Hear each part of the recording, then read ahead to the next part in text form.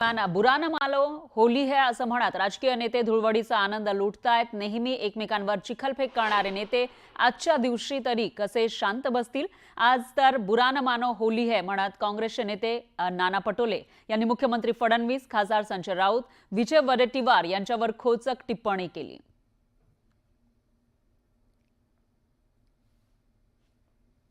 मुख्यमंत्री आमचे मित्र आहेत हे सगळ्यांनाच माहिती आहे। त्यांची तब्येत चांगली आहे, ते लवकर चांगले व्हावेत या सदिच्छा त्यांना देतो। पण आता अलीकडे मुख्यमंत्री आपले देवेंद्र फडणवीस थोडे बिघडल्यासारखे दिसतात। ते जास्त खोटं बोलतात, जास्त फेकतात। ते त्यांनी खोटं बोलू नये, फेकू नये।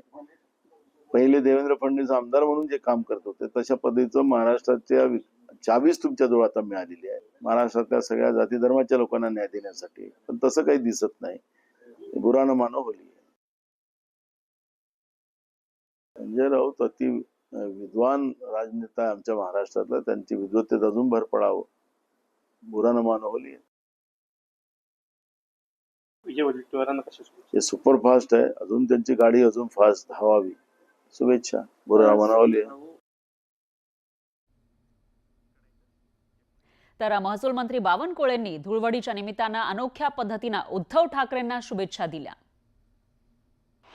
हा, ते भगवा गुलाल शेवटी उद्धव ठाकरेजी सुद्धा त्यांचे संस्कार भगवा गुलालाचेच आहे। पण मधल्या काळामध्ये त्यांनी जे काही स्वीकारलं आहे ते स्वतः आज काही बोलण्याची गरज नाही। पण उद्धवजींना माझी विनंती आहे की 2.5 वर्ष ते महाराष्ट्राचे मुख्यमंत्री होते, आज विधान परिषदेमध्ये आहे।